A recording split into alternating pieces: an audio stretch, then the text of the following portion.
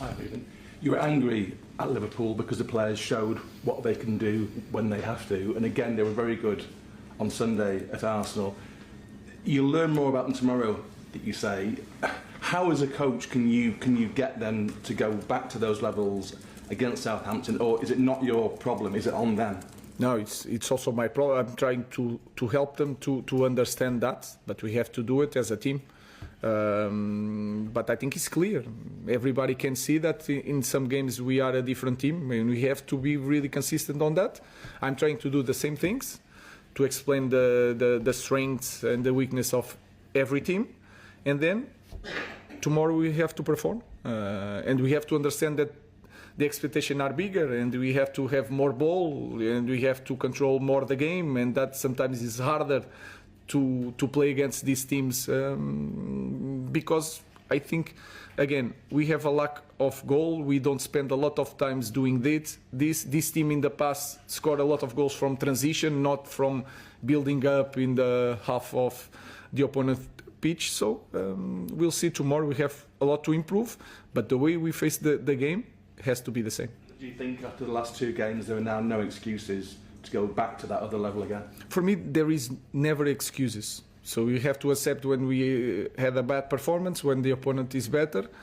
But in the small details, I think we need to I think it's really clear for everybody that if we are the same team that we were against Liverpool and Arsenal, we will be a better team against any opponent. Hi, Rúben. Harry Maguire's impressed since you came in. What have you made of his impact of coaching him? He said at the weekend it was a no-brainer on your part extending his contract, but it seems like his confidence has grown playing under you. I think he changed the way he sees himself. More than what because I believe a lot in Harry. I think I said this when we signed the new contract. You can say the new contract, that he needs to improve on the pitch and outside the pitch. And you can see the way he plays now is different because he believes a lot in himself. So I think we have to praise more Harry than me. So he is doing a great job. He was sick in the last game. He was dead in the end, and that's what I want from every player. So he has to continue to do a good job. Do you think he's better suited to playing in a back three than with just one centre back next to him? I think he can do both. I think is really good for him, not just without the ball, but with the ball. He's always in the center. He's not on the left side, on the right side. So I think he is really good with the ball in that position. In the future, he will have more space to cover because we will not play with 4 in the back. We will play with the 3 in the back. But in this moment, with a lot of crosses, and you can see it when we are defending more low, Arsenal did a lot of crosses with Harry. We control that area, so it's really important. Set pieces is really important for us, and you can see in this league it's really important to be good in set pieces. So I think the system is really good for Harry, but like I said, the most important thing is Harry. He feels more as an important player in the team, and as a leader. I feel that he's a leader again, so it's really important for us. Laurie. A small detail perhaps, but I think in the Arsenal game, Bruno Fernandes came across to you and had a conversation, and you shuffled things around. Martinez went a bit further up. Was that an injury thing or a tactical thing? And how much do you speak to your players when you're sort of gathering this kind of information and making your decision? Yeah, I think it's a team effort, and Martinez could not run anymore. In the back line, Bruno Fernandes says that he was really tired, and then in the back line, if you have one ball, you are dead. So it's better to change, let Martinez there. So first point was Bruno.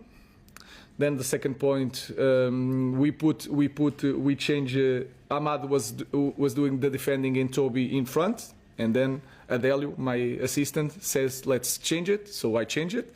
So it's like a team effort. It's not me. It's everybody was paying attention to the game, and we try to maintain the results, try to go to penalties. So it was a team performance in all aspects. So on the full-back situation, obviously Diogo's suspended for the game.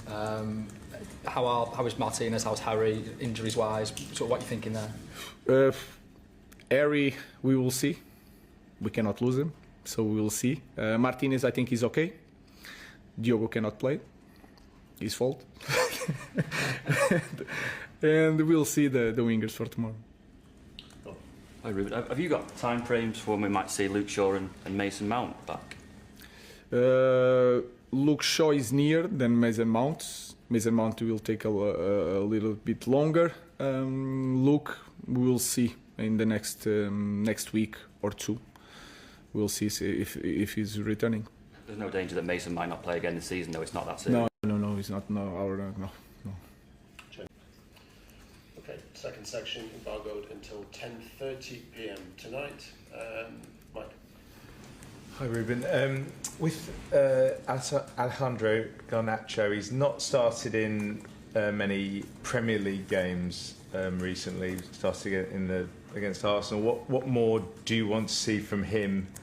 Maybe around training, around himself, to force his way into your team. Is he a player that you see having a good future at United? Yeah, that is clear. He has talent. He needs to learn to play a little bit in a different position. He needs to play better inside. He improves a lot the recovering position when he doesn't have the ball. But doing that, sometimes he's not in the right place to make transition like he was in the past, because I prefer to defend and then build up with all the team to reach the final third. So he's finding the best way to play in this system. Is improving. Is improving during training. So he started the last game. Let's see tomorrow. Given the performances of Bayandera goal and Collier coming on as a sub, has he given you a selection headache for Southampton? A lot of players. I had to think this week. Toby is training really well. He has a lot of pace. He likes to learn, so it's one more option for tomorrow. Hi, Rúben. Just following on from what Chris said and kind of what you've been mentioning, against Arsenal, there seemed to be a bit of a, I don't know if you call it nastiness, but maybe an edge from your players. Like, I don't think it's exaggerated to say in the past United have been a bit too passive. Is that something which you would agree with? Do you want to see your players more, I don't know what you call it, professional or just edgy sort of? I think we want to be a team that is hard to play.